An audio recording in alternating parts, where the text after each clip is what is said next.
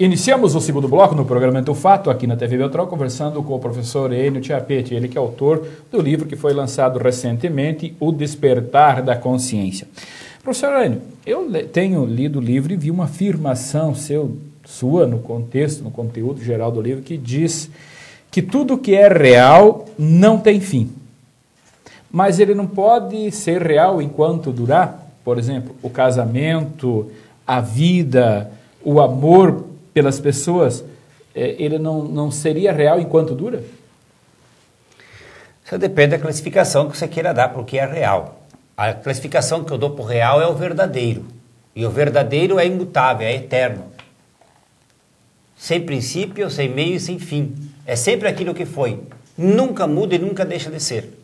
Essa é a compreensão que eu tenho do Criador. O Criador é aquilo que ele é, ele nunca deixa de ser, ele é sempre igual. E as criaturas que se movimentam diante dessa perspectiva de vida. Como que pode ser real um carro? Sim. Se sofre um acidente, desmonta inteiro, já se foi, deixou de existir. Como que pode ser real um corpo que nasce, cresce, se desenvolve, envelhece, morre, deixou de existir? O real é o espírito, porque ele nunca fica velho, ele nunca adoece e ele é sempre igual. A vinda do espírito para o mundo ilusório é que é o segredo. Agora, Enio, nós aqui na nossa vida terrena, digamos assim, confundimos o real com o material, o palpável. Exatamente isso. Então eu tenho uma definição para dizer, tudo aquilo que desaparece um dia é ilusório. Não é real. Não é real. Por isso que o amado Jesus dizia, não vos apegueis à matéria, porque ela é ilusória. E o apego à matéria faz com que o ser desencarnado, não sei se eu me explico assim, o ser desencarnado sofra muito. Agora, Enio, eu estava olhando aqui no teu livro mais um capítulo, a vida extraterrena e o intelectualismo. Como é que você entende a questão da vida extraterrena? Nós somos seres únicos ou esse mundo é coabitado por outros seres que nós não vemos? Não, em absoluto, em absoluto. A Terra é formada de criaturas que vêm de diversas partes do cosmos. Da onde que vem o japonês? O coreano? O negro da África? Se nós tivéssemos nascido no mesmo tronco, como é que esse tronco ia dar mudas tão diferentes? Mas ele daí, quando você fala no japonês, você está se referindo àquilo que é o irreal, que é a matéria, ou seja, que é o corpo físico. Sim, ele é irreal porque ele é mutável, ele não é eterno, mas ele existe. E ele serve como o automóvel serve para nós fazer uma viagem, o corpo serve para fazer uma experiência. Então o corpo existe, ele está aqui. Mas você não pode, se você for amar o corpo, você vai sofrer. Se você for se apegar ao bem material, você vai perder ele inevitavelmente. Sim. Sabe qual é, Adir, o grande, como é que eu posso dizer, paradigma da humanidade? A que a humanidade busca e luta por aquilo que inevitavelmente vai perder. Inevitavelmente. Luta a vida inteira para depois perder tudo que conquistou.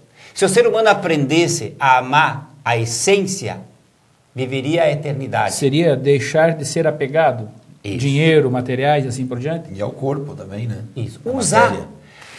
desfrutar da vida, ser feliz na vida, usufruir dessa ilusão, a seu bel prazer, mas não se apegar a ela. Que, aliás, tu não leva nada, nem o corpo, Nem né? o corpo. Mas, professor, tem uma questão assim que até eu sublinhei aqui no livro. A gente tem visto assim, a Igreja Católica, os evangélicos, enfim, os cristãos falando muito na questão do pecado, que precisa se arrepender dos pecados, não cometer pecados, os 7 pecados capitais. Mas no seu livro o senhor fala que o pecado não existe. Baseado em que o senhor coloca? O senhor é categórico em afirmar a não existência do pecado? Se existisse o pecado, então não existiria Deus.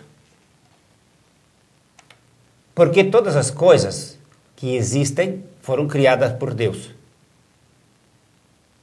As que não foram criadas por Deus são ilusões humanas. Elas não existem. Se existisse o pecado, Seria uma arbitragem imposta pelo próprio Criador à sua criatura. Você, como pai, seria capaz de, antes mesmo de criar o filho, impor para ele uma penalidade? Eu creio que não. Sim. E todas as religiões são unânimes em afirmar que Deus é amor, bondade e misericórdia. Isso foi uma invenção humana. Mas diz que ele perdoa os pecados também. Perdoa, claro, porque é uma ilusão. Como não há de perdoar? Jesus disse, antes mesmo de tu ter feito isso que tu chamas de pecado, Ele já te perdoou. Sim. Antes mesmo de tu executar esse trabalho, já está perdoado. Não existe pecado. Existe o erro. E o erro você corrige. O pecado é incorrigível. Então seria para a eternidade. O erro não. O erro é uma coisa que você rompeu e você liga de novo. O pecado não.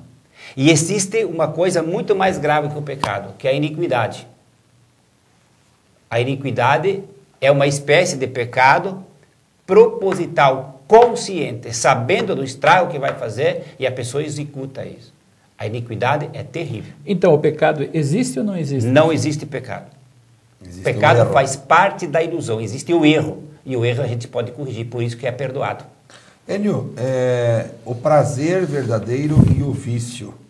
O prazer verdadeiro é o vício. Viver a vida é você desfrutar do prazer, dos momentos dela, né? E o que vem a ser o vício?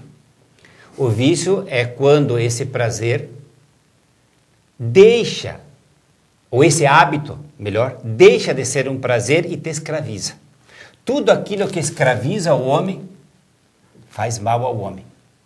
Então, se você tomar uma cerveja e tu brinda com seus amigos uma taça de vinho e você é feliz ao brindar isso, está perfeito.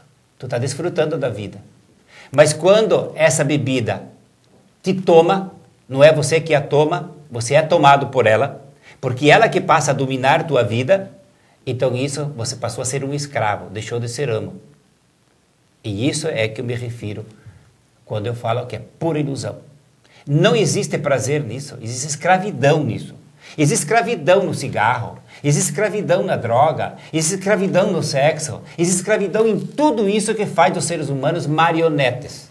Marionetes, na mão daquelas ilusões que eles mesmos criaram. Chegamos ao final do nosso segundo bloco, voltamos logo em seguida, não saiam daí. Estamos falando com o historiador, autores de vários livros, o professor Enio Chiapetti.